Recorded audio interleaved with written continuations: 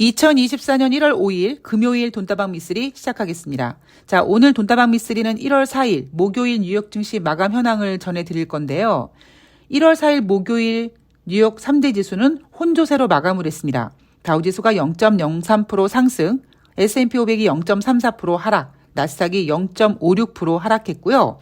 이날 뉴욕 증시가 혼조세로 마감한 이유는 민간 고용 지표가 견조하게 나왔다라는 재료 하나와 연초 조정에 대한 우려라는 재료 하나가 막 섞이면서 혼조세의 모습을 나타냈다. 이렇게 전문가들은 얘기를 합니다.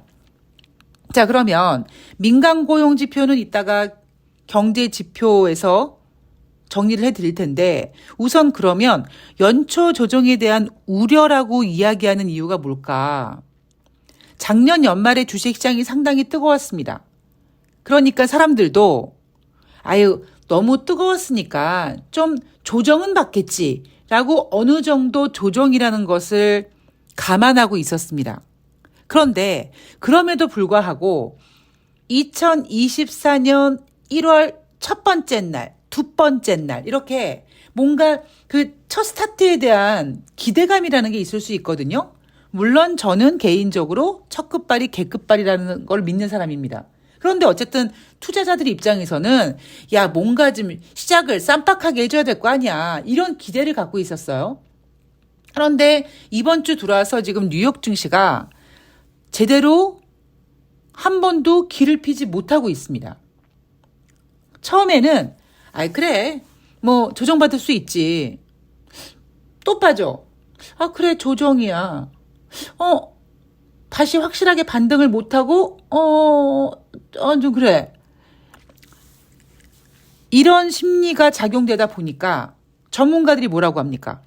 지금 주식시장 분위기는 산타랠리 없고 마치 2016년 모습과 비슷하다라는 이야기를 하지 않습니까? 물론 이런 얘기는 미쓰리는 한참 전에 해드렸죠. 여러분 미쓰리가 생각했을 때 2024년 1월달 모습은 2016년 1월달 모습과 비슷할 것 같은데 여러분들은 걱정하지 마십시오. 2016년 1월 2일 증시가 개장하자마자 중국 증시가 개박살나고 엉망진창되고 그랬는데 2024년도는 그 정도는 아니다 라는 이야기를 해드렸습니다. 그러니까 지금 투자자들은 작년 연말에 뜨거운 거는 알겠어. 그리고 조정을 받아야 된다라는 것도 알겠어. 그런데 이 조정이 아름다운 조정으로 가야 되는데 이 뭔가 아름다운 조정이라고 얘기하기에는 뭔가 좀 계속 찝찝하다라는 겁니다. 그래서 연초 조정에 대한 우려라고 표현을 한 겁니다. 우리가 아름다운 조정이라는 이야기를 증시에서 하는 이유가 뭡니까? 두 걸음 더 나가기 위해서 한 걸음 후퇴 이런 이야기도 있는 것처럼 어느 정도로 소화를 한번 시킨 다음에 한 단계 레벨업이 되고 그리고 그 조정이라는 것은 좀 짧게 왔으면 좋겠다라는 것이 투자자들의 심리인데 어찌 보면 연초에 좀 쌈박하게 시작해 줄 거라고 생각했던 투자자들이 1월 2일 날 뉴욕 증시가 하락했을 때 그래 조정이야 라고 했을 거고요. 그 다음날 하락해도 그래 조정이지 뭐 라고 했을 겁니다. 그런데 뭔가 느낌이 야 이게 아름다운 조정이야 아니면 고점을 꺾고 이제 꺾이는 거 아니야 이런 약간 그 우려로 넘어가는 그 과도기에 있는 겁니다. 제가 작년 연말에 주식시장에서 광기가 느껴진다라는 이야기를 해드렸을 겁니다. 뭐 지금 많이 진정이 된 상태고요. 대신 세상이 좀 미쳐 돌아가고 있는 것 같긴 한데요. 자, 경제 지표로 넘어가 보면 ADP 민간 고용 지표 12월 달 수치는 전월 대비 16만 4천 명 증가했다고 합니다. 이거를 바로 견조하게 나왔다라고 얘기를 해요. 왜냐하면 11월 달에는 10만 1,000명이 됐다고 발표를 했는데 그럼 12월 달 ADP 민간 고용 지표는 11월 대비 무려 6만 1,000명 증가된 상태는 거죠. 그러니까 어쨌든 전월 대비 증가됐으니까 견조하다 뭐 이렇게 표현을 합니다. 하다 월가에서는 13만 명 증가를 예상했는데 월가보다도 훨씬 잘 나왔다. 그러니까 ADP 민간 고용 경고했다라고 이야기를 하는 거죠. 그런데 돈다방 미쓰리를 꾸준히 들으신 분들은 아시겠지만 제가 가끔씩 ADP 민간 고용 지표라든가 노동부의 민간 고용 지표 그리고 뭐 다른 PMI 지표라든가 경제 지표들 몇 개월 전 것까지 끄집어내서 흐름을 한번 전해드리는 때가 종종 있지 않습니까? 특히 고용지표 같은 경우에는요.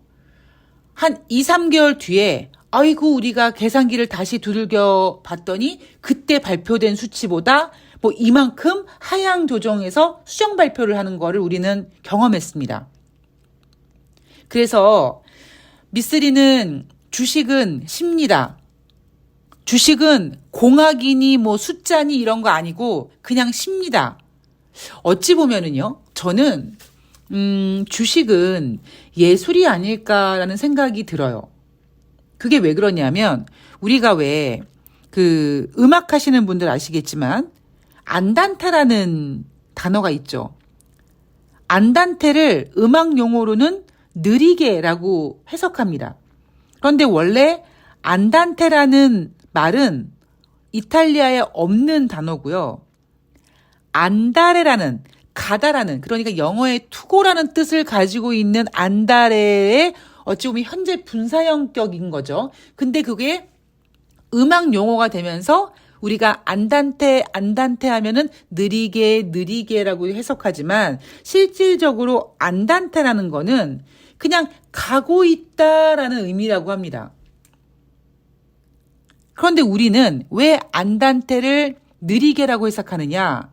음악 용어 중에 알레그로나 뭐 비바체 이런 애들보다는 속도가 느린 거기 때문에 느리게라고 읽지만 느리게라고 해석하지만 실질적으로 안단테라는 단어가 주는 의미는 가고 있는 중이다라는 거예요. 제가 왜 갑자기 음악 얘기를 꺼내느냐. 경제라는 거는요. 우리는 수치에 집착을 하고 있지만 그 수치가 어느 방향을 흘러가고 있고 그리고 어떤 속도로 가고 있는지를 계속 봐야 된다는 거죠. 경제지표가 단순히 전월 대비 잘 나왔어. 아이고 경제가 좋아. 이렇게 보는 게 아니라 몇 달 전까지 쭉 지표들을 누적해서 보면서 과연 그 방향성이 어느 쪽인지 마치 우리가 여론조사에서 가끔씩 튄다라고 얘기하는 것처럼 만약에 경제지표가 잘 나왔는데 이 경제지표가 혹시 튀는 걸 가지고 전문가들은 이제 미국이 뭐 경기가 회복됐다, 좋아진다라고 해석하는 건 아닌지 우리가 그거를 면밀하게 봐야 된다는 겁니다.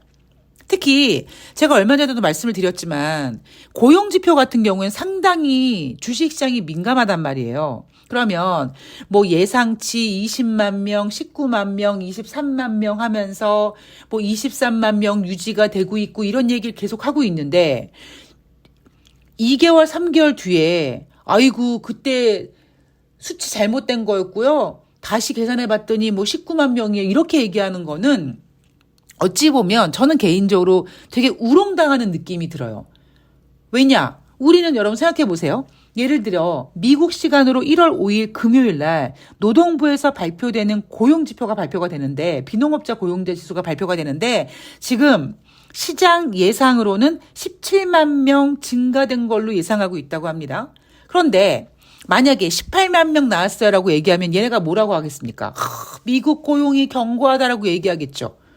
그런데 한 2, 3개월 뒤에 한 3월 달 정도에 아이고 그때 1월 달에 발표했던 12월 달 비농업자 고용자 지수 다시 한번 계산해 봤더니 18만 명이 아니라 16만 명이었어요라고 얘기하면 지금 시장에서 예상하고 있는 12월 비농업자 고용자 지수 예상치 17만 명보다 부진했던 거잖아요.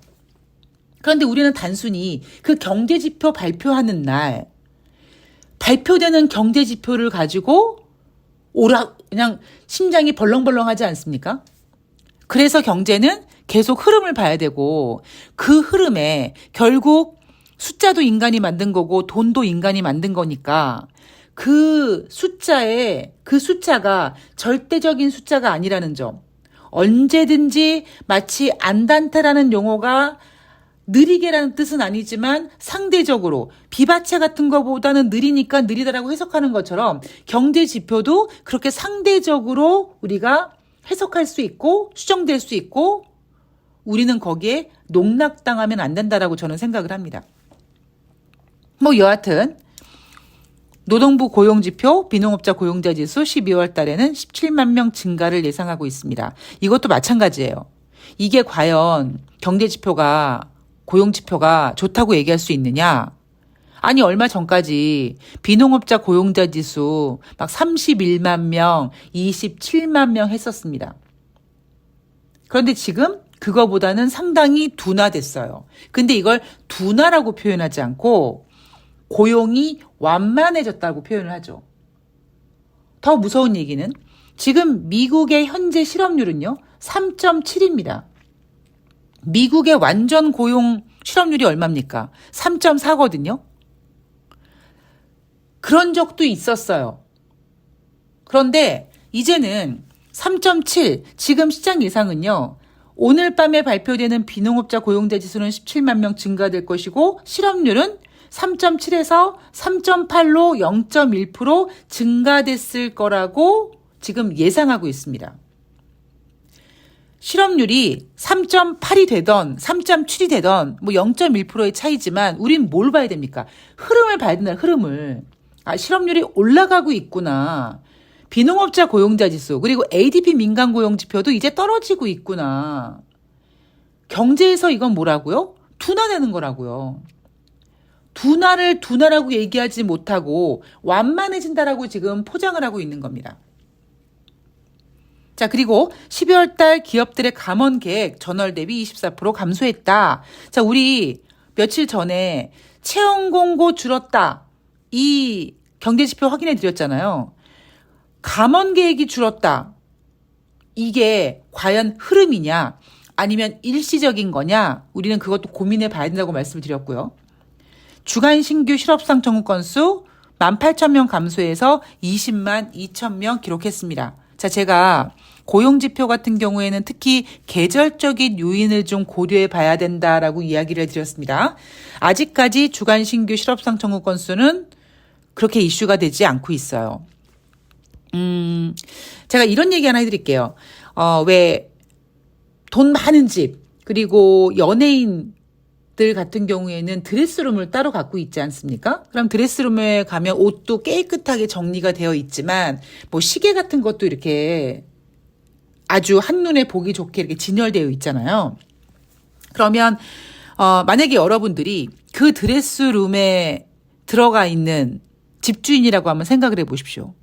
그럼 조금 더 구체적으로 얘기를 하면 자 그렇게 그 드레스룸을요. 이 경제라는 룸이라고 한번 생각해보고 여러분들은 그 경제 한가운데 큰 손이라고 한번 생각해 보십시오. 그러면 여러분들이 시계를 착용할 때 오늘 내가 시계를 착용할지 아니면 아예 오늘은 시계는 좀 아닌 것 같고 대신 팔찌를 차야겠어. 팔찌를 착용할지 아니면 다른 걸로 할지 그 선택하는 것들은 여러분들의 의지에 달렸잖아요. 여러분들이 왜 사람이 그렇지 않습니까? 그러니까 저만 그런지 모르겠는데 한때 막 반지에 꽂혀가지고 막 그냥 반지 구경하고 반지 사고 싶고 막 그런 적이 있어요. 근데 또 어떤 때는 또 반지에 관심이 없고 막 또 팔찌에 관심이 있는 적이 있습니다. 또 어떤 때는 또 귀걸이가 막 꽂히는 적이 있어요. 귀걸이에 꽂힐 때는요. 쇼핑몰에서 귀걸이만 보지 반지나 팔찌 같은 거는 아웃 오브 안중입니다. 저 같은 경우는 그래요. 그러니까 제가 지금 무슨 얘기를 하느냐. 지금 시장에서 시장을 핸들링하는 어떤 큰 손이 과연 무엇을 가지고 놀겠습니까? 앞으로는 경기 둔화 혹은 경기 침체예요. 그런데 아직까지는 그게 아니란 말이에요. 그래서 아직까지는 주간 신규 실업상 청구 건수가 크게 부각되지 않고 있는 거죠. 만약에 경기 침체가 공식화되거나 했을 때는 주식시장에서 뉴욕 증시에서 이날 뉴욕 증시가 하락했다. 뭐 때문에 하락했다? 주간 신규 실업상 청구 건수가 뭐 30만 명을 넘었다. 뭐 이런 어찌 보면 뉴욕 증시 하락 혹은 상승의 키포인트가 될 수도 있어요. 근데 지금은 아니라는 거죠. 지금 주식시장이 갖고 노는 건 뭡니까? 작년 연말에는 금리 인하 기대감. 그리고 지금은 뭐예요? 경기 둔화 혹은 경기 침체입니다. 그리고 경기 침체, 경기 둔화가 실제로 아니라고 해도 시장은 그렇게 몰고 갈 겁니다. 왜냐하면 그래야지만 연준이 금리를 인하할 수 있기 때문이에요. 지금 제가 드린 얘기가 좀 난해할 수 있고 무슨 얘기인지 모를 수 있는데 시간이 지나가면 아마 나중에 여러분들이 무릎을 탁 치면서 아, 미쓰리 한리가 그거구나 라고 하실 겁니다. 자, 거기에 대한 분위기를 조금 더 읽어드리면 보세요, 여러분. 2024년 올해 들어와서 뉴욕 증시가 지금 한 번도 힘을 쓰지 못하고 있어요. 그래서 이게 아름다운 조정이냐, 예음정 이게 다시 빠지는 거냐 불안불안합니다. 그런데 지금 뉴욕 증시의 발목을 잡았던 그 확실한 재료가 뭐였습니까? 작년 연말까지는요, 다시 말씀드리지만 금리 인하를 기대하는 투자자들이 2024년도 금리 인하 하게끔 해주십시오라고 빌다가 그냥 거기에 본인이 취해가지고 그래 맞아 올해 금리 인하가 될 거야. 그래 금리 인하 아마 연준의 점도표 보면은 75bp 인하된다고 됐으니까 시장에 훼손시키지 않으면서 금리를 인하하기 위해선 3월 달에 금리를 인하해야 될 것 같고 3월 달에 금리를 인하하면은 뭐 어차피 할 거 한 번 더 하지 뭐 한 번 더 하지 뭐 이렇게 시장이 맥시멈으로 7번까지 금리 인하를 막 상상의 날에 마치 상상 임신한 것처럼 금리 인하에 대한 상상 임신을 했던 거죠. 그런데 그거는 사실 보이지 않는 거였거든요. 그러면 어차피 금리 인하라는 재료로 상상 임신을 할 거면 2024년 연초에 와서 계속 좀 더 해도 되잖아요. 그죠? 근데 여러분 잘 생각해 보세요. 2024년 올해 들어와서 뉴욕 증시가 딱 꺾인 그 재료가 뭡니까? 바클레이즈가 애플의 투자 의견을 중립에서 비중 축소라고 보고서를 내놨어요. 비중 축소는 뭡니까, 여러분? 다시 말해서 매도예요. 애플 팔아. 애플 지금이 고점이야. 애플 빠질 거야. 애플 팔아. 하는 보고서를 내놨습니다. 그래서 시장이 빠졌죠. 그래서 그 보고서가 나온 날 애플은 3% 넘게 빠졌고 그 이후로도 지금 애플이 맥을 못 치고 있습니다. 그리고 1월 4일 같은 경우는요. 파이퍼 샌들러가 마찬가지로 애플의 투자 의견을 비중 확대해서 중립으로 하향 조정하는 보고서를 썼습니다. 왜 굳이 이 시점에서? 지금 시장이 원하는 게 뭐다? 애플이 왜 저렇게 중립에서 비중 축소로 혹은 비중 확대에서 중립으로 왜 하향 조정됐겠습니까? 결국에는 소비가 줄어들 거라는 거잖아요. 그게 중국 시장이든 뭐든 여하튼 애플이 아이폰이 아이패드가 애플워치 이런 게 안 팔릴 거라는 거잖아요. 그러니까 이렇게 애플을 건드림으로써 시장 분위기가 이렇게 쭉 지금 시들어가고 있어요. 그러면 투자자들이 어떤 생각을 합니까? 이게 심리는요. 물에다 독을 푸는 것처럼 이게 막 확산되기 때문에 미국의 대장주 애플이 저렇게 꺾여버리면 심리가 확 꺾인단 말이에요. 여기에 제가 어제 국제유가에 대해서 말씀드렸죠. 국제유가는 지정학적 리스크도 있고 함에도 불구하고 수요 감소 우려로 하락했다. 자, 이날도 마찬가지로 미국의 휘발유 재고가 큰 폭으로 증가해서 국제유가가 하락했습니다. 여전히 지금 지정학적 리스크가 있고요. 이게 커질 수 있는 우려가 있음에도 불구하고 지금 국제유가는 지정학적 리스크로 공급 차질 우려감이 중요한 게 아니라 경기 둔화로 수요가 둔화될 거라는 것에 집중하다 보니까 국제유가가 힘을 못 쓰고 있는 겁니다. 이렇게 애플이 안 팔릴 거다.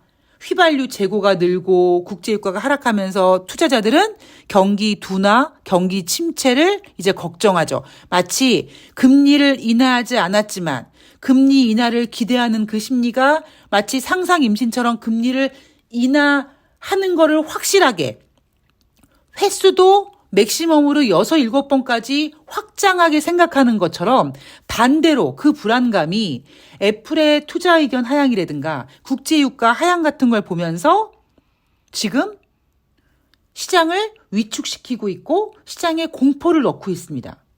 왜라고요? 연준에게 압박을 하는 거죠. 연준, 봐봐. 경기 안 좋대잖아. 경기 둔화된대잖아. 그러니까 빨리 어떻게 3월 달에 금리나 하라고 라고 지금 압박을 하고 있는 겁니다. 어떤 전문가가요. 올해 금리 인하 전망은 매우 보수적이다. 그럼에도 불구하고 뭐라고 얘기하냐면 시장 예상대로 최대 7번 금리 인하는 아니더라도 5번에서 6번 할 거래요. 이게 금리 인하에서 보수적입니까? 그러니까 얘도 정신 못 차리는 애예요. 자, 여기에 미국의 개인 기업 파산이 전년 대비 18% 증가했다. 이유는 뭐다? 금리가 고공행진해서. 지금 미국의 주택담보대출, 즉 모기지가 21세기 들어서 가장 높은 연 7.9%라고 합니다. 제가 여러분 3월 달에 미국이 금리를 인하할 거라고 예상하는 이유가 뭐라고요? 올해 3분기까지, 올해 여름까지 미국이 이 미친 듯한 고금리, 미국 국민들이 이걸 못 견딜 거라고요. 이 모기지론 7.9%의 21세기 가장 높은 금리에 미국 국민들이 어떻게 버티겠습니까? 여러분 2008년도 금융위기 때도 21세기였어요. 그때보다 지금 금리가 더 높다는 얘기입니다. 그러면 2008년도 금융위기 리먼 사태가 터졌는데 앞으로 6개월 동안 혹은 9개월 동안 이 높은 금리로 미국 국민들이 견딜 수 있다고요? 안 된다고요.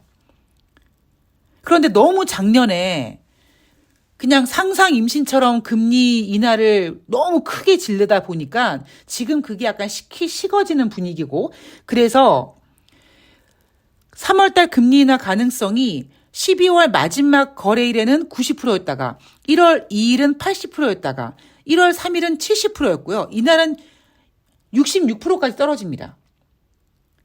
그럼 이제 점점 정신을 차리고 있는 거죠. 아, 내가 상상 임신을 했었구나 하고 정신 차리고 있는 겁니다.